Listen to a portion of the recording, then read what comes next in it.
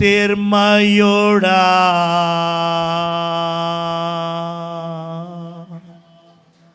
నా ప్రాణ ప్రియుడా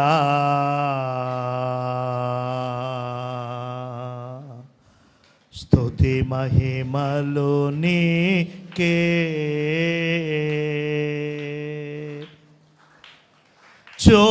జ్యోతిర్మయుడా నా ప్రాణ ప్రియుడా స్తుతి మహిమలు జ్యోతిర్మయుడా. అందరికి వచ్చిన పాట.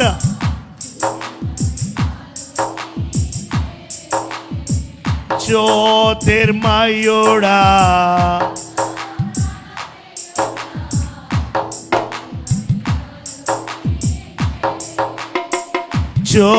జ్యోతిర్మయుడా నా ప్రాణ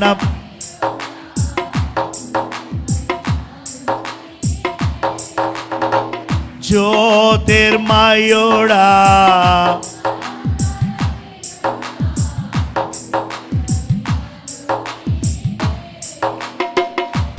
నా ఆత్మలో అనుక్షణం నా అతిశయము నీ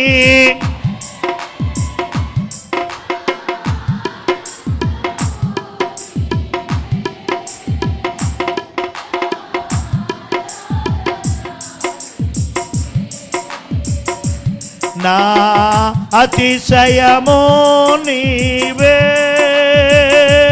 నా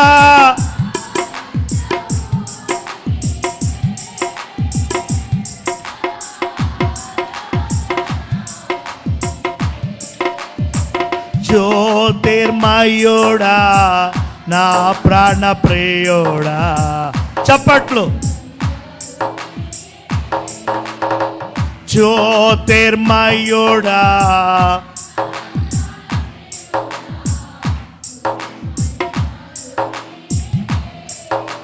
నా పరలోకపు తండ్రి నా నా పరలోకపు తండ్రి వ్యవసాయకుడా నీ తోటలోని ద్రాక్షవల్లితో నన్ను అంటు కాటి నీ తోటలోని ద్రాక్షవల్లితో నన్ను అంటు కాటి జ్యోతిర్మయుడా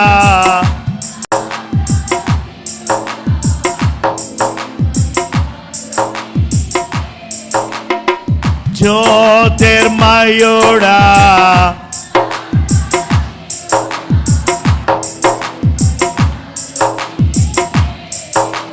నా పరలోకపు తండ్రి నా మంచి కుమార్ నా పరలోకపు తండ్రి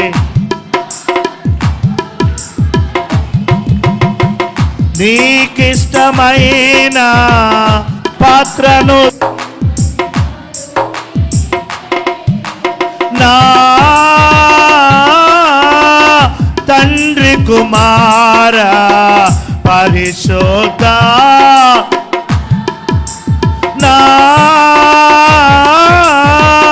తండ్రి కుమార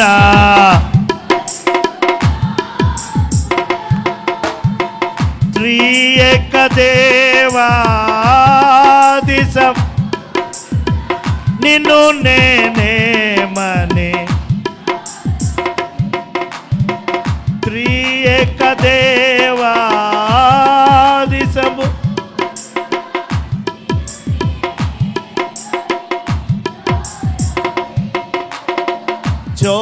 జ్యోతిర్మయుడా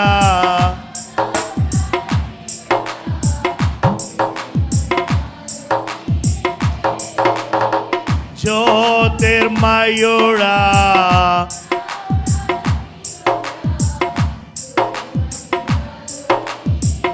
మరలా జ్యోతిర్మయుడా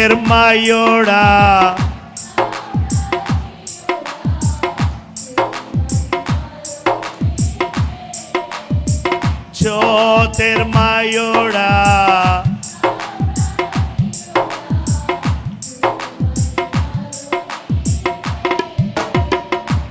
నా ఆత్మలో అనుక్షణం నా ఆత్మలో అనుక్ష నా అతిశయము నీవే నా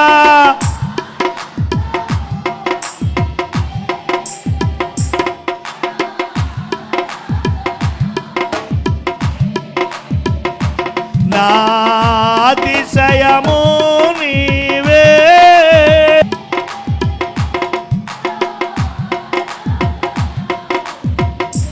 నా అతిశయము నీవే నా ఆనందము నీ నా ఆరాధన చెప్పాలి నా అతిశయము నీవే నా ఆనందము నీ నా ఆరాధన దేవునికి స్తోత్రం. ప్రార్థన చేసుకుందాం. ప్రేమ కలిగిన మా పరిశుద్ధ తండ్రి, మరికి ముందు కొద్దిసేపు నిన్ను నీ యొక్క వాక్యాన్ని మేము ధ్యానించుకొని ఆ తరువాత మేము నీ సన్నిధిలో ప్రార్థనలతో ఆరాధనతో ఈ సంవత్సరాన్ని విడిచి కొత్త సంవత్సరాన్ని చేరుకునే భాగ్యం మాకు దయచేయండి. నిలబడుతున్నాను, మీరు మరుగు చేసుకోండి. కొద్దిసేపు చాలా చిన్న వర్తమానం ద్వారా నీ పిల్లలందరితో మీరు మాట్లాడి మహిమ పొందుమని, ఏ విధమైనటువంటి వ్యతిరేక శక్తి విరోధమైన ఆత్మ ఈ స్థలములో చుడిదెరగా ప్రాంతాల్లో మాకు అడ్డు తగలకుండా దూరపరుచుకుంటూ మీ రక్తములో మమ్మల్ని మేము భద్రపరుచుకుంటూ యేసయ్య పరిశుద్ధ పుణ్యనామమున ప్రార్థన చేసి వేడుకొనుచున్నాము తండ్రి, ఆమేన్. మనం తలంచినట్లుగా, మనం ఊహించినట్లుగా, మనం కోరుకున్నట్లుగానే మనందరినీ కూడా తృప్తిపరిచి దీవించి బలపరిచే దేవుడుగా ఉన్నాడు అని నేను ధైర్యంగా మీకు నేను ప్రకటన చేయుచున్నాను. దేవునికే స్తోత్రం. రైట్. వాగ్దానాలు చేస్తున్నటువంటి దేవుడు ఆ వాగ్దానాలు నెరవేర్చడానికి కూడా చాలా ఇష్టపడుతున్నాడు. అయితే వాగ్దానాలు పొందుతున్న వాగ్దానం కార్డుల ద్వారానో, లేక పాస్టర్ గారు ప్రార్థన చేసో, లేక కళల ద్వారానో, దర్శనాల ద్వారానో ఎన్నో వాగ్దానాలు పొందుతున్నా. అయితే ఆ వాగ్దాన ఫలం నిజంగా నువ్వు అనుభవిస్తున్నావా?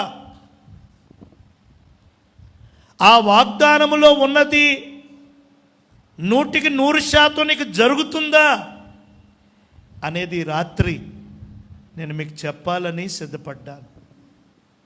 ఎందుకంటే వాగ్దానం ఇచ్చి నెరవేర్చకుండా మర్చిపోవడానికి ఆయన నరుడు కాదు. ఆయన మాట ఇచ్చి మాట చేయకుండా మార్చటానికి నరపుత్రుడు కానే కాదు. ఆయన మాట ఇచ్చాడు అని అంటే తప్పక నెరవేరుతుంది. మరి మీరు ఒకసారి ఆలోచించుకోండి, 2024లో మీకు ఏ మాట చెప్పారు? ఆయన నాకేమని మాట ఇచ్చారంటే, నూతన మహిమతో నిన్ను నింపుతాను అన్నారు. నిజంగా 2023 నా ప్రసంగాలకి, నా ఆరాధనకి, నా పరిచర్యకి, 2024 నా ప్రసంగాలకి, ఆరాధనకి, నా ప్రార్థనలకి, పరిచర్యకి చాలా తేడా వచ్చింది. దేవునికి స్తోత్రం. నేను అనుభవించాను. నూతన మహిమతో నిన్ను నింపుతాను అన్నారు. ఆ విధంగానే నింపారు. ఈ సంవత్సరం 3 దేశాలకు వెళ్ళాను. ఇంకో దేశానికి కూడా ఆహ్వానం వచ్చింది. అయితే కొంచెం ధనం ఇబ్బంది అయ్యి లాస్ట్లో ఆగిపోయాను, చివరి మినిట్లో. నిజానికి చాలా ధనం అవుతుంది, కొంత మీరు పెట్టుకోండి అన్నారు. ఆ కొంత కూడా నాకు అడ్జస్టబుల్ కాక నేను ఆగిపోయాను. నేను రికమెండ్ చేసినటువంటి కొంతమంది సేవకులు వెళ్ళారు ఆస్ట్రేలియా చక్కగా. అసలు ఆ ఇన్విటేషన్ వచ్చింది నాకు. ఏదో దేశాలకు వెళ్ళొచ్చాడు గొప్ప కాదు, నేను గొప్ప అని నేను చెప్పట్లేదు. నాకు దేవుడిచ్చినటువంటి వాగ్దానము నెరవేరటం నేను చూశాను. దేవునికి స్తోత్రం. అట్లే మీరు కూడా మీకు దేవుడు ఏమని వాగ్దానం ఇచ్చాడో ఆ వాగ్దానం ఖచ్చితంగా మీరు పొందుకున్నారు. పొందుకోలేదు అంటే అబద్ధం. మీకు జరిగింది. జరగకుండా చేయకుండా దేవుడు ఎవరికి వాగ్దానం ఇవ్వడు. అయితే చాలామంది నాకు అవ్వలేదండి అంటారు. నాకు అవ్వలేదు అండి అంటే ఎందుకు అన్నారంటే వారు ఆ వాగ్దానాన్ని మిస్అండర్స్టాండ్ చేసుకుని ఏదో ఊహించేసుకున్నారు. ఆ వాగ్దానాన్ని వేరే విధంగా తప్పుగా అర్థం చేసుకుని వారికి నచ్చినట్లుగా ఈ లోక విషయాలు లేక వారికున్న ఆర్థిక ఇబ్బందులు, ఆరోగ్య సమస్యలకు దాన్ని ఆపాదించేసి అయిపోద్దన్నమాట, ఈ సంవత్సరం జరిగిపోద్దన్నమాట, ఆశీర్వాదం వచ్చేస్తుందన్నమాట అని తలంచుకున్నారు. వారు తలంచుకున్నది తలంచుకున్నట్టుగా జరగలేదు. నీవు తలంచింది జరగడానికి కాదు వాగ్దానం, దేవుడు తలంపు నీ జీవితంలో జరగటం. దేవునికి స్తోత్రం. దేవుడిచ్చిన వాగ్దానాల్లో చాలా మట్టికి షరతులతో కూడిన వాగ్దానాలు ఉంటాయి. చెప్పండి, దేంతో కూడిన వాగ్దానాలు? దేవుడు నా దగ్గరికి రావాలి, నా దగ్గరికి వస్తే బాగుండు, దేవుడు నా ఇంట్లో ఉంటే బాగుండు, నా గుండెల్లో ఉంటే బాగుండు, నా వ్యాపారం, నా చెరువు, నా ఉద్యోగం ఉంటే బాగుండు అని అడుగుతారు. దేవుని వాగ్దానం వస్తే అబ్బా నా దగ్గర ఉంటానన్నాడు అని సంతోషిస్తారు. ఆ వాగ్దానానికి షరతు ఏమనుందంటే, ఉదాహరణ చెప్తున్నాను, ఆ వాగ్దానానికి షరతు ఏమనుందంటే దేవుని యొద్దకు రండి, అప్పుడు ఆయన దేవుడు మీ దగ్గరికి రావాలి అని అంటే మీరు దేవుని దగ్గరికి రావాలి. దేవుని దగ్గరికి వచ్చే విషయాన్ని చాలామంది పక్కన పడేస్తున్నారు. దేవుడు మాతో ఉంటే బాగుండు, దేవుడు మాలోకి వస్తే బాగుండు, దేవుడు మా ఇంటిలో, మా చెరువులో, మా చేనిలో. నీవు కోరుకున్నది నీవు కోరుకున్నట్టుగా నీ జీవనోపాధి యొద్దకు ఆయన వస్తాడు. నీ వృత్తి, ఉద్యోగం, వ్యవసాయం, చెరువు ఏదైనా సరే ఆయన వస్తాడు. నీ ఉన్న చోటుకు వచ్చి ఆయన ఆశీర్వదించటానికి సిద్ధంగా ఉన్నాడు. అయితే ఆయన రావాలంటే నీవు రావాలి కదా. ఆయన ఇచ్చిన షరతు, ఆయన ఇచ్చిన కండిషన్ నువ్వు చేస్తున్నావా? నువ్వు చేస్తున్నావా? మరి ఆ షరతు పాటించినప్పుడు ఆయన ఎలాగ నీ దగ్గరకు వస్తాడు? ఏమండి, దేవుడు ఇది ఇస్తే బాగుండు, అది చేస్తే బాగుండు అనుకుంటారు. దానికి దేవుడు షరతు ఏం పెట్టాడు? అడుగుడి, చెప్పండి, అడుగుడి మీకు ఇవ్వబడు. మరి అడుగుతున్నారా? ప్రార్థిస్తున్నారా? మొర్ర పెడుతున్నారా అంటే ఏమోనండి, చదువుకోలేదండి, ప్రార్థన రాదండి, ఏదో మాకు వచ్చిన కాడికి ఏదో అంటున్నారు. మరి అలా అంటే మరి దేవుడు ఎలా ఇస్తారు? అడుగుడి మీకు, చాలా తేటగా చెప్పేశారు. దాంట్లో మర్మం ఏమీ లేదు, లోగుట్టుగా ఏమీ మాట్లాడలేదు దేవుడు. మీరు అడిగితే నేను ఇస్తాను. ఎన్నో లోట్లున్నాయి, ఎన్నో కొరతలున్నాయి, ఎన్నో కొదవులున్నాయి అంటున్నావు. మరి అవి తీరాలి, నువ్వు అనుకున్నట్టుగా ఆ కొరతలు కొదవులు పోడాలి అని అంటే నువ్వు అడగాలి కదా. పాస్టర్ గారు అడుగుతున్నారండి, నాకు తెలిసిన ఒక అమ్మగారు ఉన్నారండి అడుగుతున్నారండి, నాకు తెలిసిన ఒక అయ్యగారు ఉన్నారని అడుగుతున్నారండి.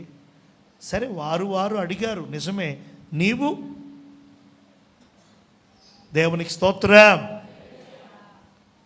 ఇంకా అలా చూసుకుంటూ పోతే నాలో దేవుడు నిలిచి ఉండాలి అని కోరుకుంటారు.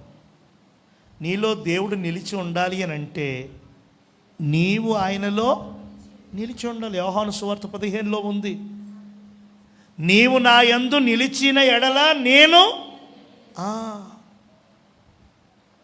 నేను చెప్పే ఒకటే మాట, వాగ్దానం నెరవేర్చకుండా ఉండే దేవుడు మన యేసు దేవుడు కాదు.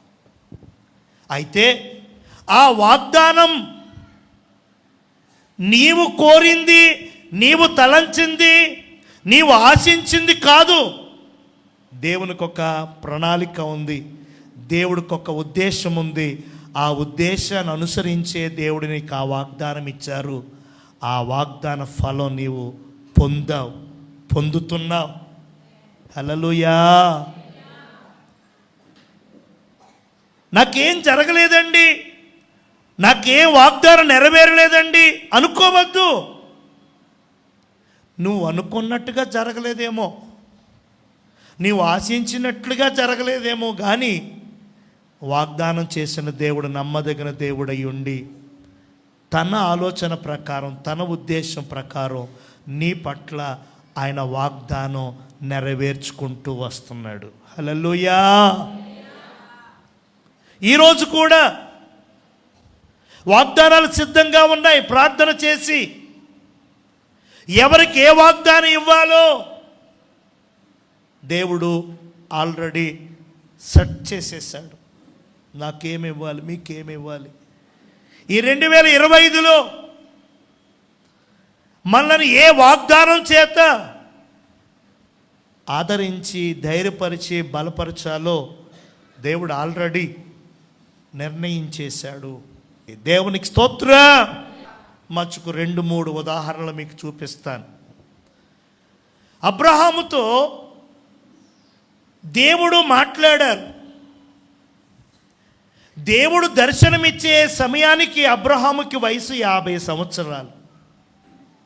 చెప్పండి, 50 సంవత్సరాల వయసులో దేవుని దర్శనం పొందుకున్నాడు. దేవుణ్ణి అప్పుడు తెలుసుకున్నాడు, అప్పుడు మారు మనసు పొందాడు. ప్రార్థించటం, దేవునితో మాట్లాడటం, దేవుడు అబ్రహాముతో మాట్లాడటం ప్రారంభమైంది. అప్పుడే దేవుడు సెలవిచ్చాడు. ఏమని? నేను నిన్ను ఆశీర్వదిస్తాను, నేను నిన్ను దీవిస్తాను, నేను శపించేవారు నేను శపిస్తాను. హల్లెలూయా. నీవు లెక్క పెట్టలేనంత సంతానం నీకు. ఆకాశంలో నక్షత్రాలు చూడు, సముద్ర తీరమందలి ఇసుకరేణుములు చూడు, లెక్కించగలవా? లెక్కించలేం. అంత సంతానాన్ని నీకు ఇస్తానని ఎప్పుడు చెప్పారు? 50వ సంవత్సరంలో చెప్పారు. మరి ఆ వాగ్దానం ఎప్పుడు నెరవేరింది అని అంటే